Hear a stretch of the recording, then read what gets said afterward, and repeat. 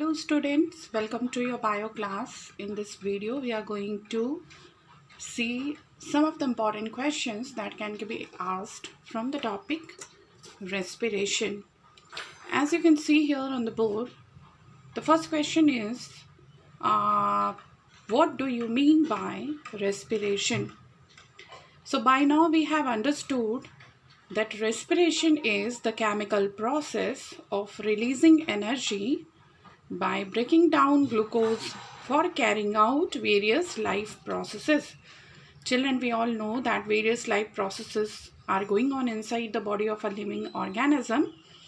For example, in case of human being, the various life processes are respiration or the digestion, excretion, etc.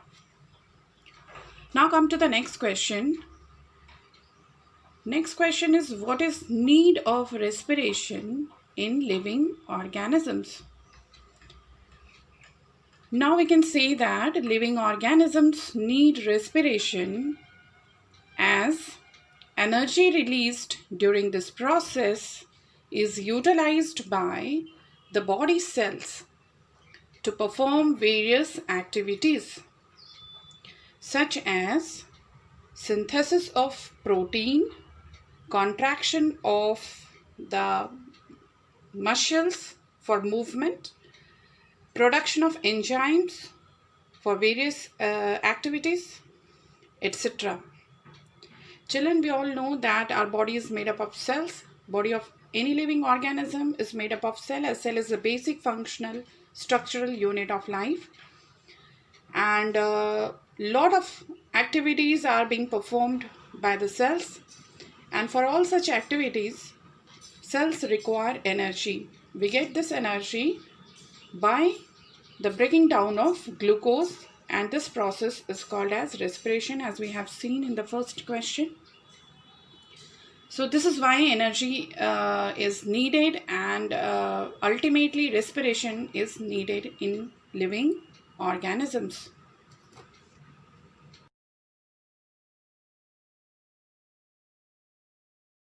Next question, which is very common from respiration topic, is regarding definition of aerobic and anaerobic respiration. We have already read that respiration can be of two types, aerobic and anaerobic. Let's see definitions. Aerobic respiration, the process of respiration during which oxygen is utilized, is called as aerobic respiration.